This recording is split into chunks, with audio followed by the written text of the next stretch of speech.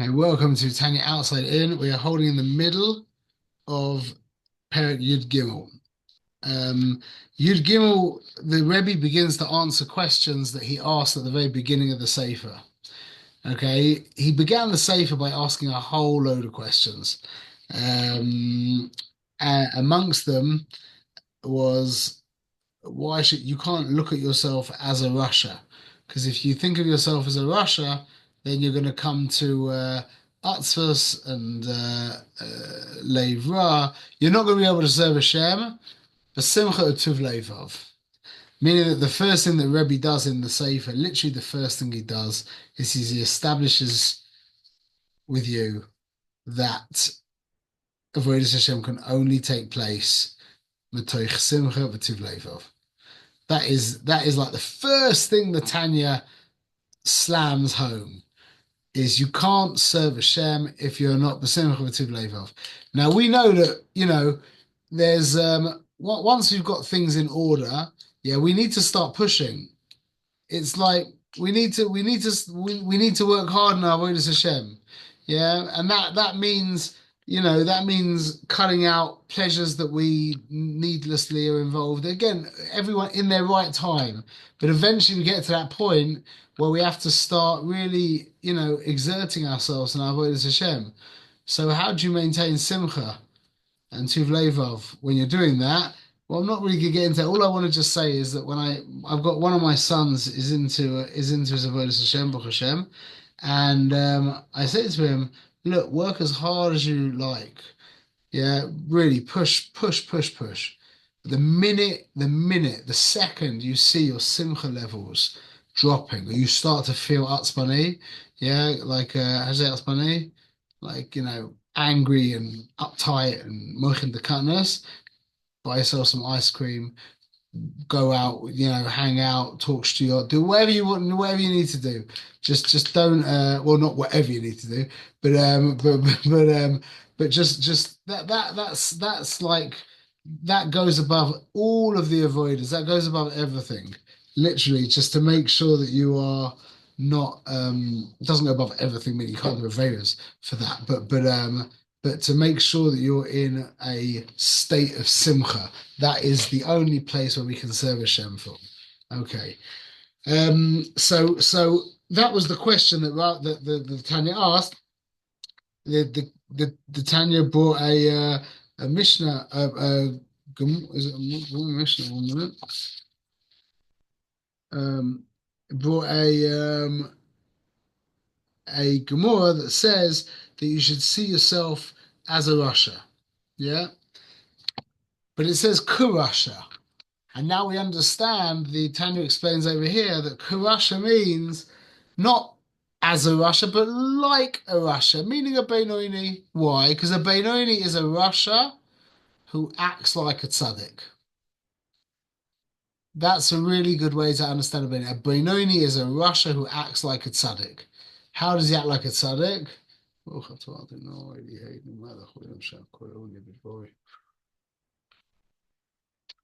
How does he act like a tzaddik? In that he doesn't do any aveiros and he does all the mitzvahs that come his way. That's the definition of acting like a tzaddik. Meaning he doesn't even think, he doesn't even entertain bad thoughts. Remember we mentioned that he does have bad thoughts pop up into his mind, but he pushes them away immediately. Exactly. He doesn't entertain them.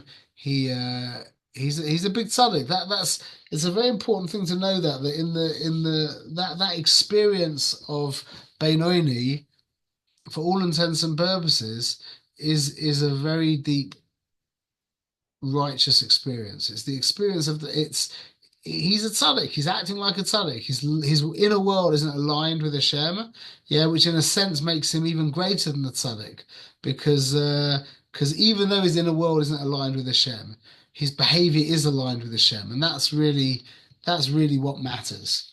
That's really what matters. People are throw the term around tzaddik a lot now. Hey, tzaddik, tzaddik. If someone says that, let's say someone said it to me, should I be saying no, no, no, no, no, no, no? I'm just a Russia playing one, or I'm a Benoni, No, or never call yourself a Russia. Even though oh, he says like okay. a Russia, you never you if someone calls you a tzaddik, say, "Well, I appreciate that. I appreciate the compliment very much. Thank you." And don't think about yourself. When someone calls you a tzaddik, yeah, you should be marveling at them. What a nice person that is.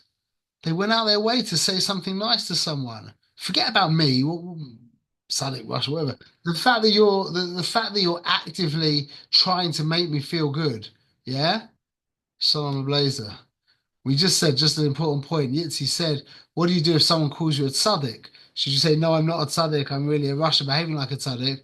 And I said, Rav Manis said this that if someone calls you a tzaddik, say thank you. I appreciate the compliment, but you should be marveling at them. This is a person who's trying to make you feel nice. That's wonderful. Whenever somebody gives you a compliment, you should be marveling at them, not at yourself. That's so nice. And there's two options. Either they're dufka trying to make you feel good. Yeah, they're like an intelligent person with the kavanah to make you feel good. That's a lovely miler. Or they just mamish mean it but MS. That's another like either way they're Givaldic unless they're trying to like get in your pocket or whatever it could be, which could be, but otherwise you should be marveling at them. That's when somebody compliments you, that the focus should be on them. Yeah. Okay. So we're at the top of page 36. And this is quite simple. It's not so difficult this, so we can get through quite quickly, I think. Okay, so yeah, basically the Rebbe was saying, don't let your guard down. That's why you call yourself Kurasha. Yeah, you should be like a Russia, meaning that you're always what's the word? Choshesh. How do you say that? You're always Checking yourself. Worried, careful. checking yourself. You're like you always what? Diligent. Diligent. You're choished yourself. You suspect that there's a better word for it. I can't think of the word. Like you're always on guard. Yeah. It's like don't well. Suspect. You always suspect yourself. Yeah, whatever it is, but in a healthy way, which means really you need to be putting barriers between you and Averas. As many barriers between you and Averas, as many barriers as you can put between you and Averas is amazing. Like, I'll just say this again. I've said this a load of times, but it's so important. Is I have a block on YouTube on my computer. Yeah, I can get through that block in about 15 seconds, literally, and that block has saved me so much time. It's given me so much life. That 15-second buffer is the difference between Gehenna and Gan Eden, literally. It's the difference between wasting loads and loads of time and staying focused. A 15-second little sticker with the mouse. That's it. Very important to remember that. Hashem really created the world. If we're just a little bit intelligent, it's really the cards are stacked in our favor. It's so important to keep that in mind. He mamash made the world that we should be matzliach. He mamash made the world that we should be matzliach. B'ezrat Hashem. Okay, so v'afmi shebatoras Hashem cheftzo. We're on 4 lines from the top. From the dot there, va'af. Va'af mi shetoras Hashem cheftzoi. Even the guy that Toras Hashem is his chayfetz. He mamash loves Torah. V'yeg b'yom v'layla lishma. He's being over the Shem. He's learning Torah day and night lishma. He's not doing it for anything else. He's doing it lishma.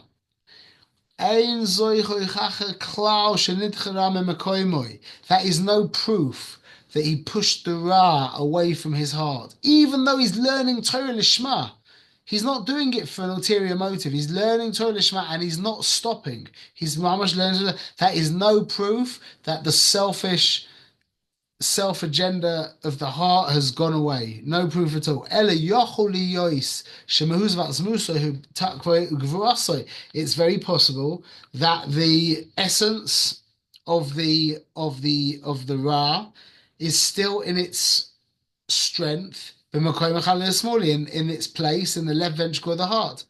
רק שלבושיו שהי מחשב דיבור מייסר של נפש בהמיס, but only that the levushim of the meaning the thought, speech, and action of the nefesh bahamis, yevasha ivrei slicha nefesh bahamis, einam mislabshim b'moach v'alper v'yadayim v'sha ivrei guf.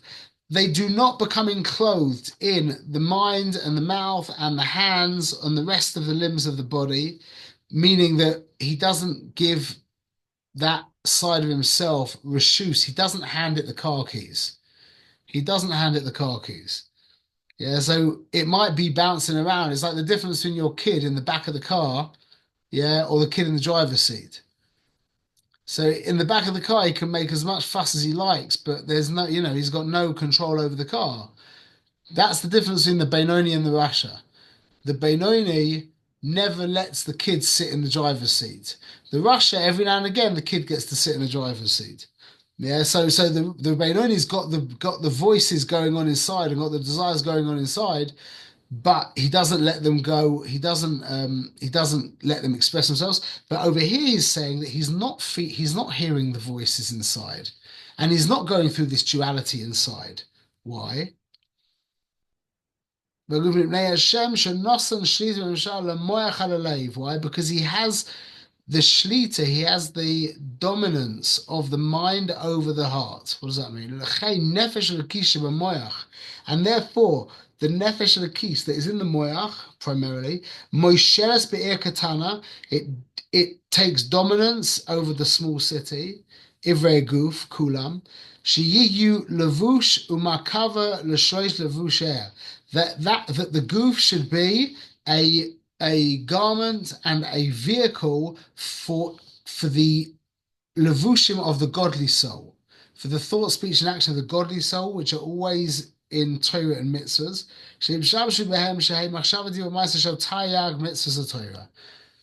Meaning the guy doesn't stop. He's just one shtick Torah. He's talking about Torah. If he's not talking about Torah, he's davening, or he's doing chesed, or he's being mischazek, or whatever he's doing. Yeah, the guy is just focused. He's completely focused on avodas Hashem.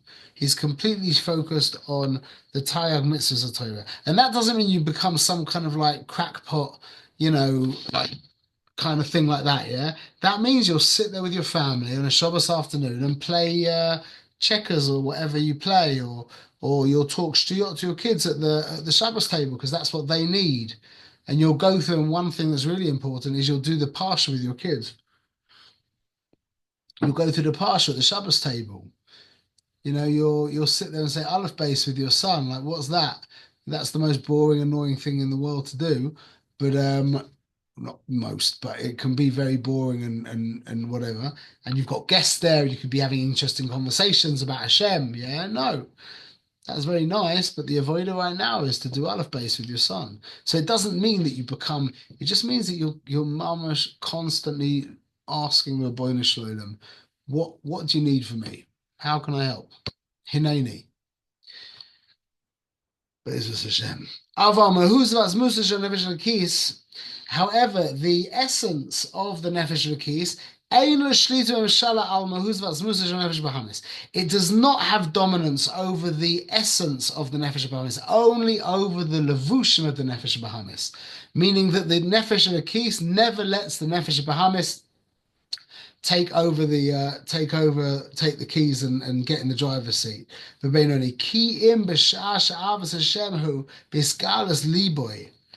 But there is a time, now he's going to get to the answer of another question, and that was all a setup for this. But there is a time when the Benoni experiences a inner alignment like that of the tzaddik. Yeah? Ki'im, except this is the time, at the time when his avos Hashem, where his love for Hashem is in the revealed side of his heart. But is not in the, so is revealed in his heart. Be'itim zumanim, auspicious times, like when you're davening, and again, as we said hundreds of times, is if you pay the correct respect to tefillah, yeah, then you've got a good chance of having some kind of experience.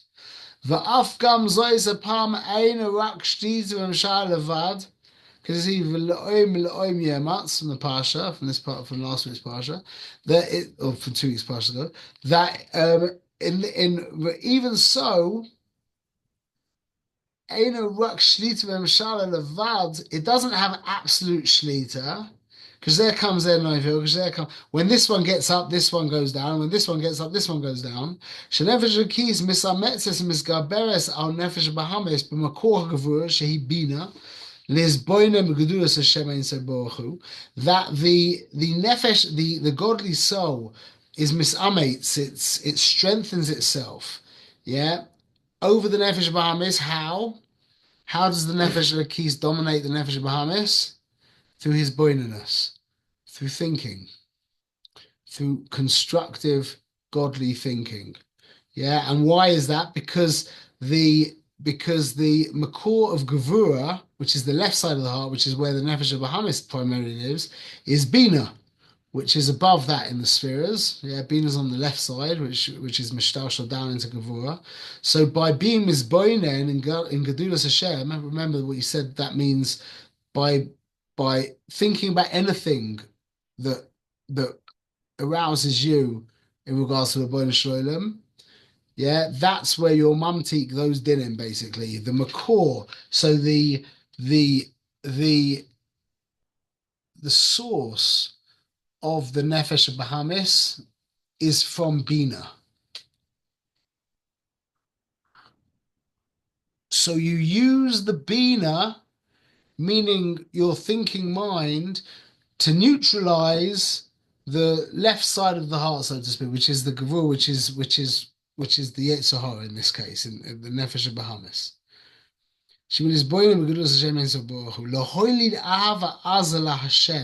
That causes that gives birth a fiery love for Hashem, karishbe eish, like like flickering fire, b'chala yamini, in the right side of the heart, shabali boy in the heart. Va'az is hafcha, a sitra achra, and he is then able to dominate over the sitra achra shabachala smally in the left side of the heart. So basically, the avodah is that you become through tefillah, and primarily through Pesukei de Zimra and Birchas Kriya Shema and Shema, is that you tefillah shachris, is that you pay the due respect to the tefillah. And like you said, especially when you've got like places like the Happy Minyan in LA where you can really, you can really have a sing and really like mamash, it's much easier to have an experience there than it is most of the shuls around where I live. That causes an overflowing, the way he describes it metaphorically, an overflowing, and an overflowing of love for Hashem, and that neutralizes the negativity, the selfishness. It neutralizes your own self-importance. And now is going to explain. What? I didn't hear you. What was that? You need to come. What? It says in Shir David. Yeah, you've also got a nice place going there. We went there. Yitzi and me were there for Sukkot. We came for Shana Rabbah. Yitzi was also there. Shirat David, yeah. It's still not quite the level of the Happy Minyan. The Happy Minions I never saw anything like that. That's really the Happy Minyan. I never saw anything like that ever. Like the most down time of the Happy Minyan is like the most excited shul I've ever been in, ever. Literally. Anyway, so it's going to say Aval loy nisbata lagamre b'beinoini. Although it dominates and it shuts up the inner voice, it doesn't nullify it. Ela b'tzadik. Only in the tzaddik is that voice completely nullified. Shneimar bo'ev libi chalal b'kirbi. As David said, that my heart is empty within me. V'hu moyes b'ra v'soyna b'tachlis asina v'hamias. And he is utterly repulsed by the concept of selfishness. Utterly, the tzaddik is repulsed by selfishness. He's not repulsed by preetzus. He's not repulsed by a piece of cake. Yeah, he's not repulsed by an iPhone. He's repulsed by selfishness. That's what the tzaddik can't tolerate. He just can't tolerate selfishness. Usually pretzels and iPhones and cake is also connected with selfishness, but it's not the pretzels of the iPhone or the cake that he hates. It's selfishness. It's ra. B'tachlis asina. But the Beinoni is like, for example, a man who's sleeping. That he's able to wake at any moment from his sleep. This is the situation with the Beinoni. He has like a sleeping monster in his heart. Yeah. Who's asleep in the left side of his heart, b'shas Kriya Shema tefillah, while he's davening. Shaliboy boya b'avas Hashem, all the time that his heart is on fire for Hashem. But afterwards, once he stops davening, or once he lets his guard down, so to speak, and he goes back to the mundane world, then that voice, that independent agenda can wake up again. And this is why Rabba This is why Rabba says, like, I'm a Beinoni, because he was a tzaddik. After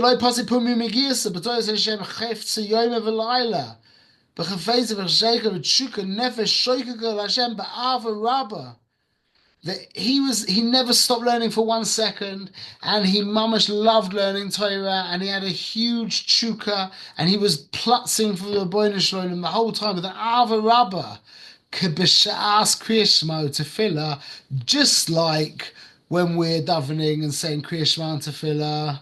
And it appeared to him in his eyes that he was like a Beinoni that davened the whole time.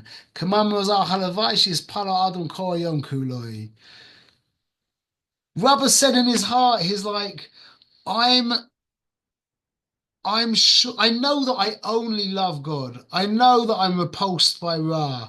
I know that I've got absolutely no tolerance for anything that isn't true and everything that isn't 100% aligned with Hashem. I know that. I know that for sure. But I think that's because I never let my guard down and I'm constantly involved in Torah mitzvahs. And I think, said Rabba, if I was to let go of my Torah and tefillah, yeah, then I'd just be like everybody else. So I'm not going to. I'm not going to stop learning. I'm not going to stop davening. That's how Rabba said, I am a Beinoni. The example is that he was choshid himself. He suspected himself that although he was completely internally aligned with the Rebbeinu Shalom, if for 1 minute he would stop, he had no idea what would happen. He had no idea, so he didn't take the chance. He didn't take the chance. He stayed holy. And don't think that's something that's really we can emulate that. We can emulate that. We really can. We should try as much as we can to be as connected as possible to good behavior. Always. It'd be times in the office I'm just sitting there, I'll just get up and put a shekel in tzedakah. And you can always, there's so much there's so much available, so much goodness available to be done every moment. You can always, so to speak, distract yourself. Always. So that was Rabba. Rabba said, like, I'm a Beinoni, because he thought that if he was to stop davening or learning for 1 minute, that specifically learning for 1 minute, then he has no idea what would happen to him. So he didn't take the risk. This is a little complicated, but we're basically going to end up saying, we'll try and read it quite quickly. We're going to basically say that, surprisingly enough, MS is actually relative. The one thing that we think is not relative is what the Rebbe says is relative. Everybody has their own level of MS. This is very important. Yep, hine. Midas avazu ha'amur b'beinonim. Now, this quality of love that we spoke about in the Beinonim, b'shas tefillah, alias gavas and nefesh akis, at the time of tefillah, while the guy is mamash davening like a mensch. Hine, behold, legabe medregas at tzadikim, oivde Hashem be'emes la'amitoi, compared to the tzadikim or oivde Hashem be'emes la'amitoi, ein bechinas avazu nikos b'shem avoidus emes klal. It's not emes. Why? Because after tefillah it's going to go.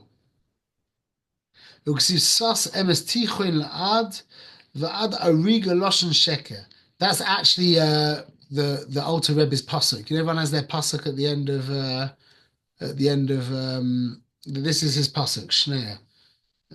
Yeah, Shin and begins Shin and Reish, and he has Shnei Zalman, but Shnei is this pasuk. As a Goldsmith probably knows, because you have a kid Shnei, no?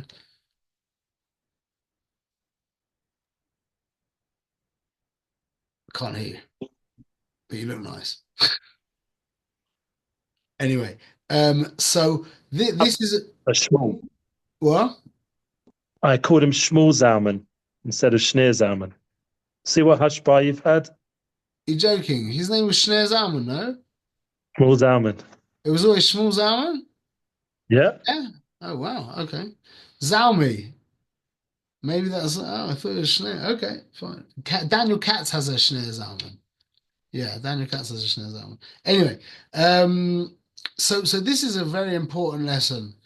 This is the definition of MS. MS is consistent. MS is consistent. MS never takes a break. MS is always and forever. Just the way that Rav Manis says it, he speaks about fact and truth. So I think in Hebrew the way to say it is Metzias and MS. A fact is a fact. The fact is that not all Yidden keep kosher. But the truth is that all Yidden keep kosher. Eventually, and this is a very deep point, we're not going to get into too much, but when the facts align with truth, that's called geula. It's just another way of talking about, we've said many times, geula is when the goof is giving free expression to the nefesh, to the neshama, to the soul. When the body is giving free expression to the soul, when the soul is in no way impeded in its expression through the goof, that's called geula. Gullus is when there is a break, there is an interruption, there is some kind of preventative blockage between the panemius and the chetzonius, between the nefesh and the goof, between the man and his wife. If a man's wife is not an accurate expression of the man, yeah, then that needs to be worded. That is what shalom bayis is. Shalom bayis is when the man has demonstrated such dedication to his wife that his wife lets down all barriers and allows him to express himself through her in the most accurate, unimpeded way. That's shalom bayis. The nekeva becomes bottled to the zocha, and that's geula, and that's the inyan of metzias and emes. That's the inyan of what the world looks like as opposed to the neshama of the world.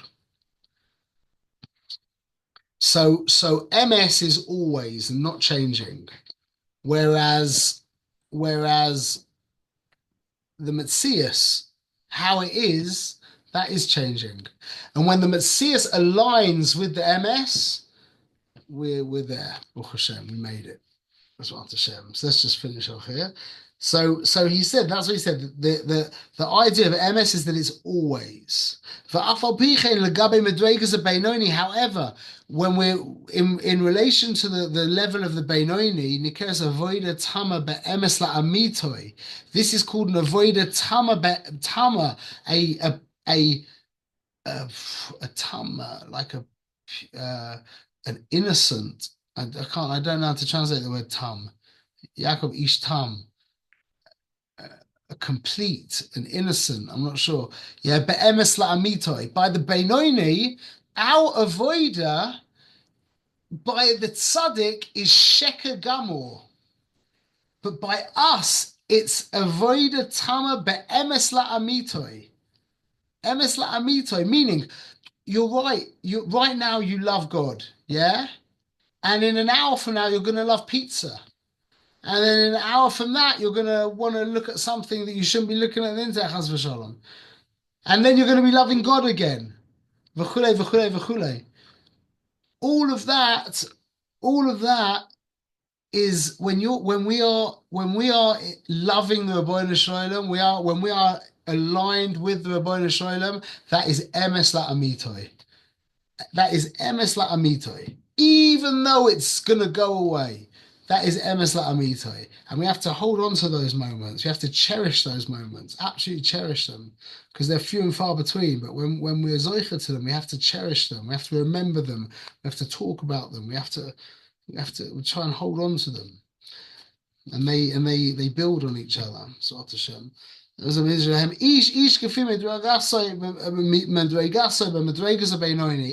according to his level. This is a very interesting. This is basically the only place where the Rebbe speaks in first person in the whole Sefer. The only place where you hear an I from the Rebbe, yeah, because this is his pasuk. I think he felt comfortable when he mentioned his pasuk. He was okay to use the word I. Listen to what he says. V'hareini, and behold, I. I'm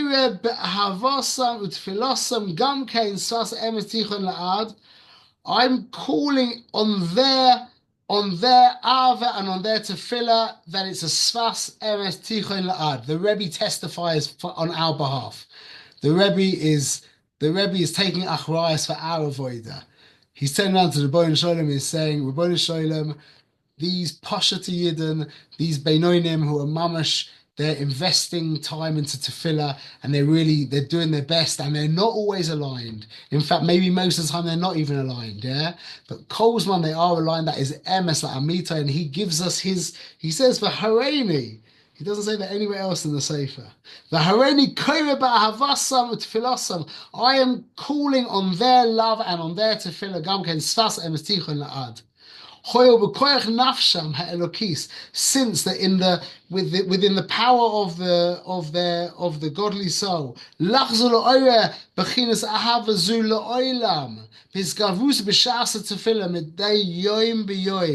it's always available to him. He can always take out a time to get back to that situation, even though he's not feeling it the whole time.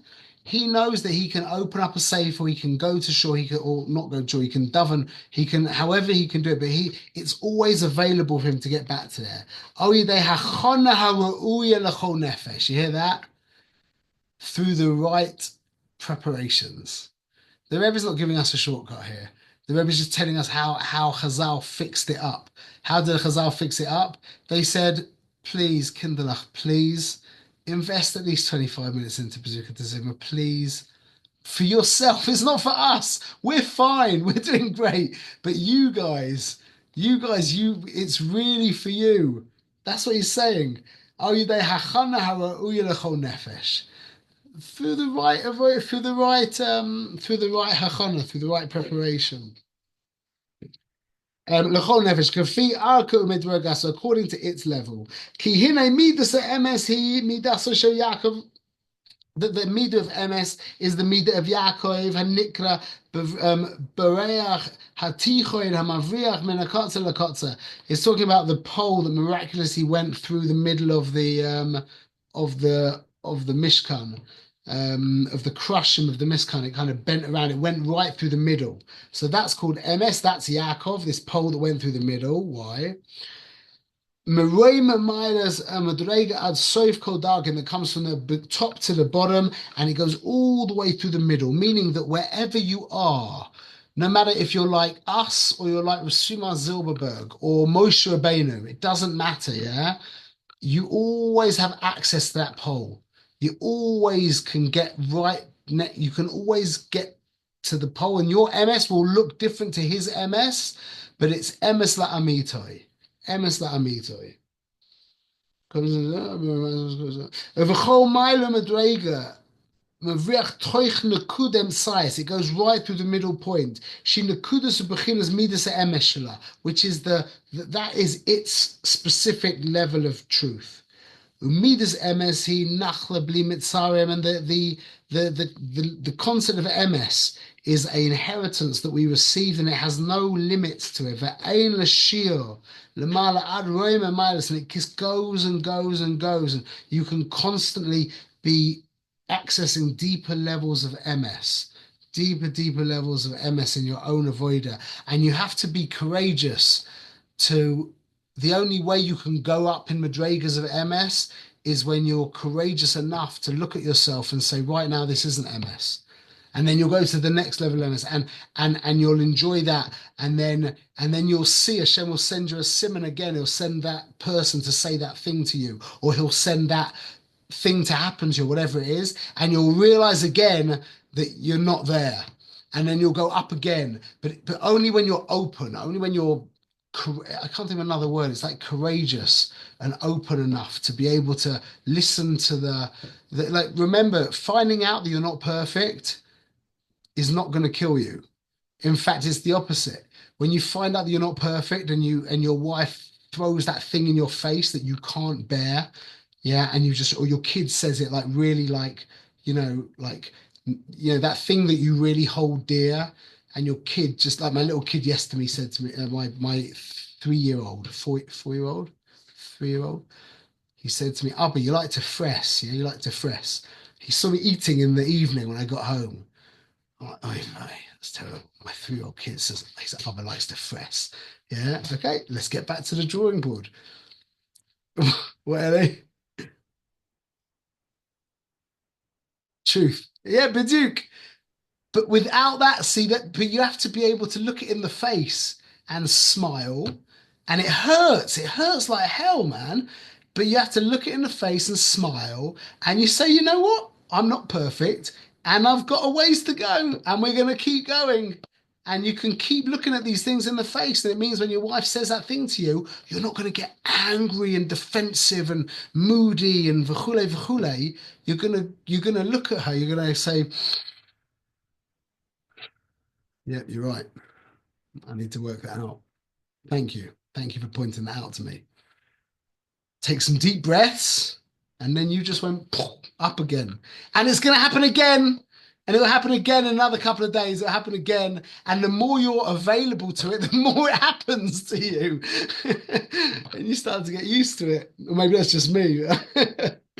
Listen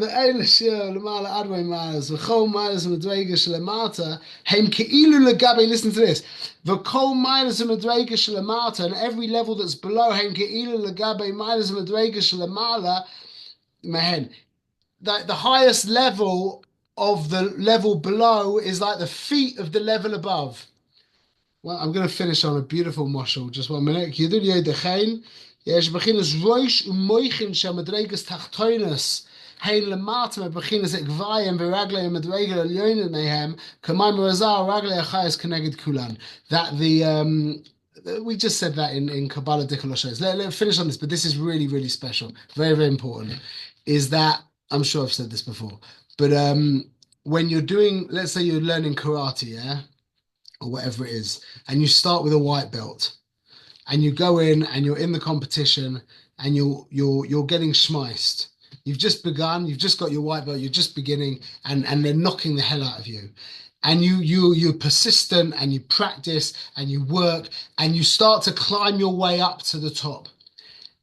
And within a couple of months, you're wiping the floor with everybody. You're the best white belt in the house. Yeah. Biduk at that moment, they give you your yellow belt and you start getting their whatever beaten out of you again. The moment you get to the highest level of your level, you go up into the next level, and that can actually look like Lemaisa. You can actually fall in Averas that weren't available to you, the same Averas that weren't available to you a week or two before. Meaning you couldn't have done those Averas. It's not that there'll be just different Averas. That could also be as well. It should be, hopefully. But it can even be that you'll fall, that the person can fall in Averas that they had apparently conquered. I mean, people probably know that in their own self, but that's what we're talking about here, is that as we progress, we have to be constantly available to Vita growth, which means we have to be able to. I'll for one last thing, I'll just quote Stephen Covey, just because this is also very special, is he says that only secure people get affected. Only secure people get affected by rebuke. Insecure people don't get affected by it. Insecure people don't get affected by it. Only secure people get affected by rebuke. Why? Because insecure people can't.